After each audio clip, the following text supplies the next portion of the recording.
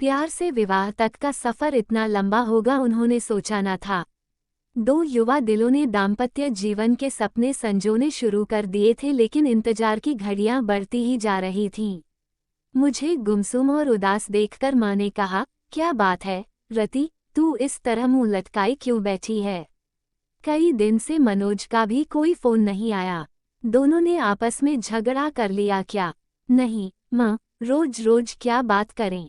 कितने दिनों से शादी की तैयारी कर रहे थे, सब व्यर्थ हो गई। यदि मनोज के दादाजी की मौत न हुई होती तो आज तेरी शादी को 15 दिन हो चुके होते। वो काफी बूढ़े थे। 13वीं के बाद शादी हो सकती थी, पर तेरे ससुराल वाले बड़े दकियानुसी विचारों के हैं। कहते हैं कि साए नहीं हैं। अब तो 5-6 महीने बाद ही शादी होगी। हमारी तो सब तैयारी व्यर्थ हो गई। शादी के कार्ड बंट चुके थे। फंक्शन हॉल को, कैटरर्स को, सजावट करने वालों को और भी कई लोगों को एडवांस पेमेंट कर चुके थे। 6 महीने शादी सरकाने से अच्छा खासा नुकसान हो गया है। इसी बात से तो मनोज बहुत डिस्टर्ब है माँ, पर कुछ कह नहीं पाता। बेटा, हम भी कभी तुम्हारी उम्र के थे। तुम दोनों के एहसास को समझ सकते हैं, पर हम चाह कर भी कुछ नहीं कर सकते। मैंने तो तेरी सास से कहा भी था कि साए नहीं है तो क्या हुआ, अच्छे काम के लिए सब दिन शुभ होते हैं, अब हमें शादी कर देनी चाहिए। मेरा इतना कहना था कि वह तो भड़क गई और कहने लगी, आपके लिए सब दिन शुभ होते होंगे, पर हम तो सायों में भरोसा करते हैं। हमारा इकलौता बेटा है, हम अपनी तरफ से पुरानी मान्यताओं को अनदेखा कर मन में कोई वहम पैदा नहीं करना चाहते। रति सोचने लगी कि मम्मी इससे ज्यादा क्या कर सकती हैं और मैं भी क्या करूं। मम्मी को कैसे बताऊं कि मनोज क्या चाहता है। नर्सरी से इंटर तक हम दोनों साथ साथ पढ़े थे, किंतु दोस्ती इंटर में आने के बाद ही हुई थी। इंटर के बाद मनोज इंजीनियरिंग करने चला गया और मैंने भी SC में दाखिला ले लिया था। कॉलेज अलग होने पर भी हम दोनों छुट्टियों में कुछ समय साथ बिताते थे। बीच में फोन पर बातचीत भी कर लेते थे। कंप्यूटर पर चैट हो जाती थी। MSc में आते ही मम्मी पापा ने शादी के लिए लड़का तलाशने की शुरुआत कर दी। मैंने कहा भी कि मम्मी MSc के बाद शादी करना, पर उनका कहना था कि तुम अपनी पढ़ाई जारी रखो, शादी कौन सी अभी हुई जा रही है, अच्छा लड़का मिलने में भी समय लगता है। शादी की चर्चा शुरू होते ही मनोज की छवि मेरी आंखों में तैर गई थी। यूं हम दोनों एक अच्छे मित्र थे, पर तब तक शादी करने के वादे हम दोनों ने एक दूसरे से नहीं किए थे। साथ मिलकर भविष्य के सपने भी नहीं देखे थे, पर मम्मी द्वारा शादी की चर्चा करने पर मनोज का ख्याल आना, क्या इसे प्यार समझूं? क्या मनोज भी यही चाहता है? कैसे जानूं उसके दिल की बात? मुलाकात में मनोज से मम्मी द्वारा शादी की पेशकश के बारे में बताया तो वह बोला, इतनी जल्दी शादी कर लोगी? अभी तो तुम्हें 2 वर्ष SC करने में ही लगेंगे। फिर कुछ सोचते हुए बोला था, सीधे सीधे बताओ, क्या मुझसे शादी करोगी? पर अभी मुझे सेटल होने में कम से कम 2-3 वर्ष लगेंगे। प्रसन्नता की एक लहर तनमन को छू गई थी। सच कहूँ मनोज, जब मम्मी ने शादी की बात की तो एकदम से मुझे तुम याद आ गए थे। क्या यही प्यार है? मैं समझता हूँ यही प्यार है। देखो, जो बात अब तक नहीं कह सका था, तुम्हारी शादी की बात उठते ही मेरे मुंह पर आ गई और मैंने तुम्हें प्रपोज कर डाला। अब जब हम दोनों एक दूसरे से चाहत का इजहार कर ही चुके हैं तो फिर इस विषय में गंभीरता से सोचना होगा। सोचना ही नहीं होगा रति, तुम्हें अपने मम्मी पापा को इस शादी के लिए मनाना भी होगा। क्या तुम्हारे घर वाले मान जाएंगे? देखो, अभी तो मेरा इंजीनियरिंग का अंतिम साल है। मेरी कैट की कोचिंग भी चल रही है, उसकी भी परीक्षा देनी है। वैसे हो सकता है इस साल किसी अच्छी कंपनी में प्लेसमेंट मिल जाए, क्योंकि कॉलेज में बहुत सी कंपनियां आती हैं और जॉब ऑफर करती है।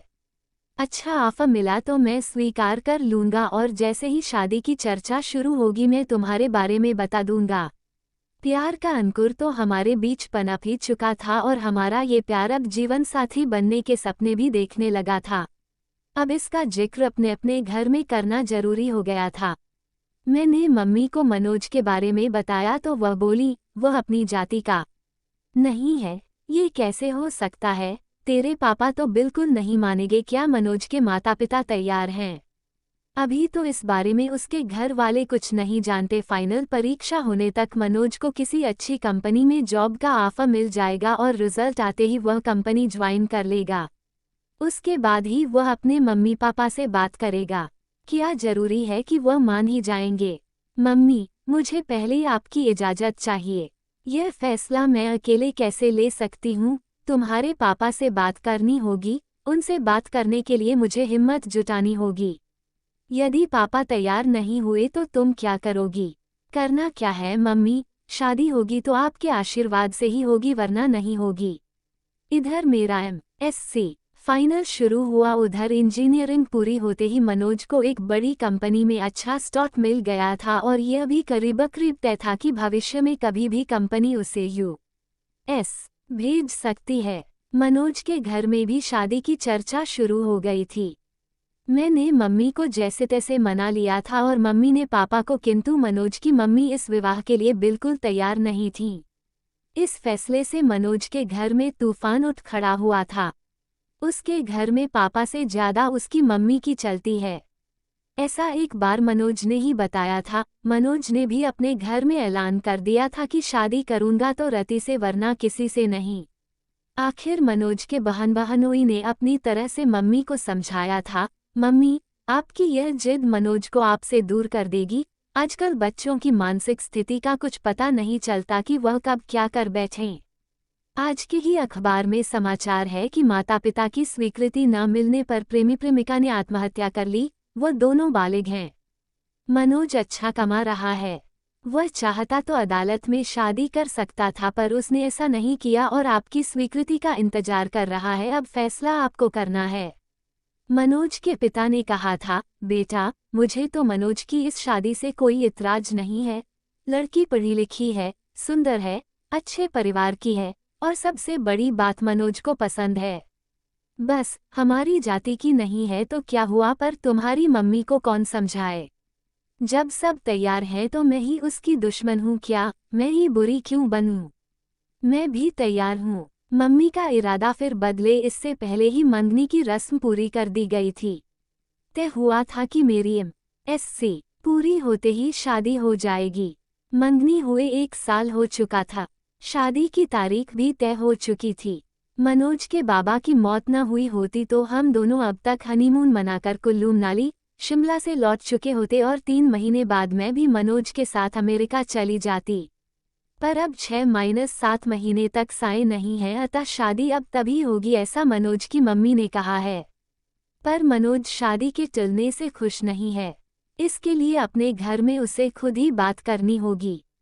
हाँ, यदि मेरे घर से कोई रुकावट होती तो मैं उसे दूर करने का प्रयास करती। पर मैं क्या करूं, माना कि उसके भी कुछ जज्बात हैं। 4-5 वर्षों से हम दोस्तों की तरह मिलते रहे हैं, प्रेमियों की तरह साथ साथ भविष्य के सपने भी बुनते रहे हैं, किंतु मनोज को कभी इस तरह कमजोर होते नहीं देखा। यद्यपि उसका बस चलता तो मंगनी के दूसरे दिन ही वह शादी कर लेता, पर मेरा फाइनल साल था, इसलिए वह मन महसूस कर रह गया। प्रतीक्षा की लंबी घड़ियां हम कभी मिलकर कभी फोन पर बात करके काटते रहे।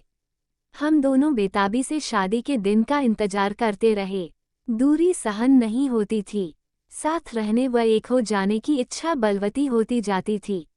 जैसे जैसे समय बीत रहा था, सपनों के रंगीन समुंदर में गोते लगाते दिन मंजिल की तरफ बढ़ते जा रहे थे।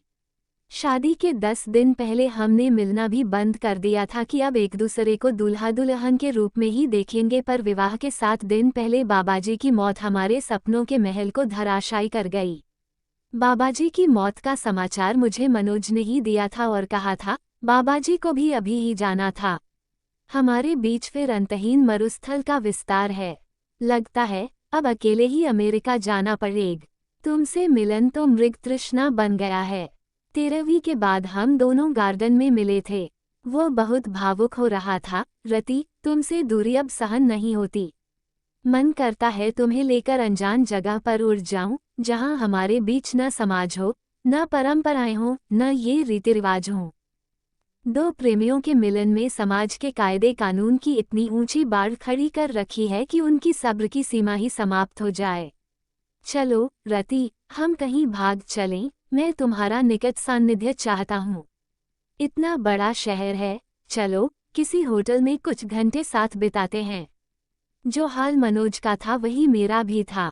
एक मन कहता था कि अपनी खींची लक्ष्मण रेखा को अब मिटा दे, किंतु दूसरा मन संस्कारों की पिन चुभो देता कि बिना विवाह ये सब ठीक नहीं। वैसे भी एक बार मनोज की इच्छा पूरी कर दी तो यह चाह फिर बार बार सिर उठाएगी। नहीं, ये ठीक नहीं। क्या ठीक नहीं, रति? क्या तुमको मुझ पर विश्वास नहीं? पति पत्नी तो हमें बनना ही है। मेरा मन आज जिद पर आया है, मैं भटक सकता हूँ। रति, मुझे संभाल लो। गार्डन के एकांत झुटपुटे में उसने बाहों में भरकर बेतहाशा चूमना शुरू कर दिया था। मैंने भी आज उसे यह छूट दे दी थी ताकि उसका आवेग कुछ शांत हो, किंतु मनोज की गहरी गहरी सांसें और अधिक समा जाने की चाह मुझे भी बहकाए। उससे पूर्व ही मैं उठ खड़ी हुई। अपने को संभालो मनोज, ये भी कोई जगह है बहकने की? मैं भी कोई पत्थर नहीं, इंसान हूँ। कुछ दिन अपने को और संभालो। इतने दिन से अपने को संभाल ही तो रहा हूँ। जो तुम चाह रहे हो वो हमारी समस्या का समाधान तो नहीं है। स्थायी समाधान के लिए अब हाथ पैर मारने होंगे।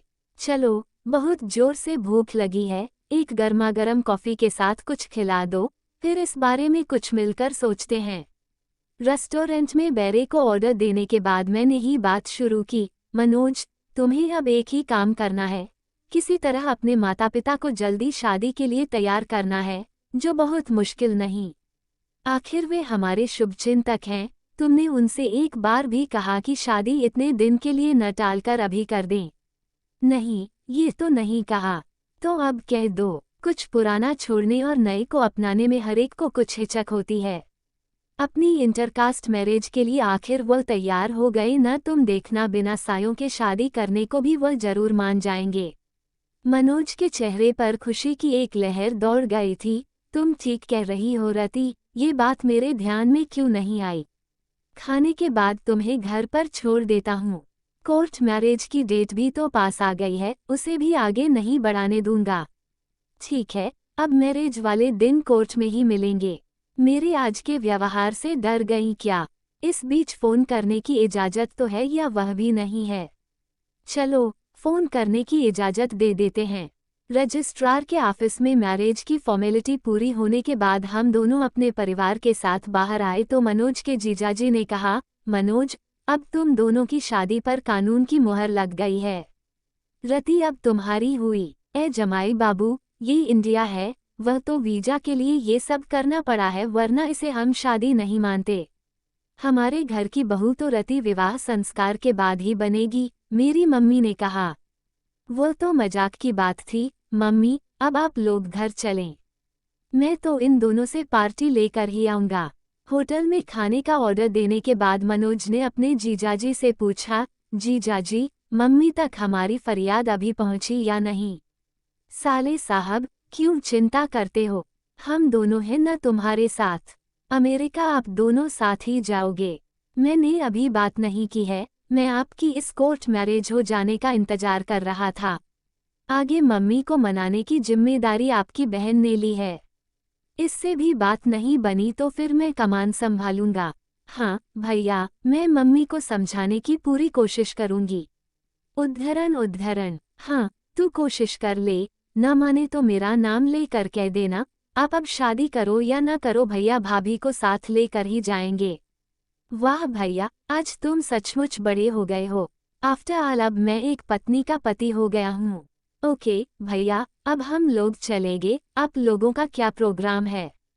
कुछ देर घूम-घाम कर पहले रति को उसके घर छोड़ूंगा, फिर अपने घर जाऊंगा। मेरे गले में बाहें डालते हुए मनोज ने शरारत से देखा। हाँ रति, अब क्या कहती हो? तुम्हारे संस्कार मुझे पति मानने को तैयार हैं या नहीं? आंखें नचाते हुए मैं चाहा कि अब तुम 90% मेरे पति हो, यानी 10% की अब भी कमी रह गई है, अभी और इंतजार करना पड़ेगा। उस दिन का मुझे अफसोस है मनोज, पर अब मैं तुम्हारी हूँ। उद्धरण,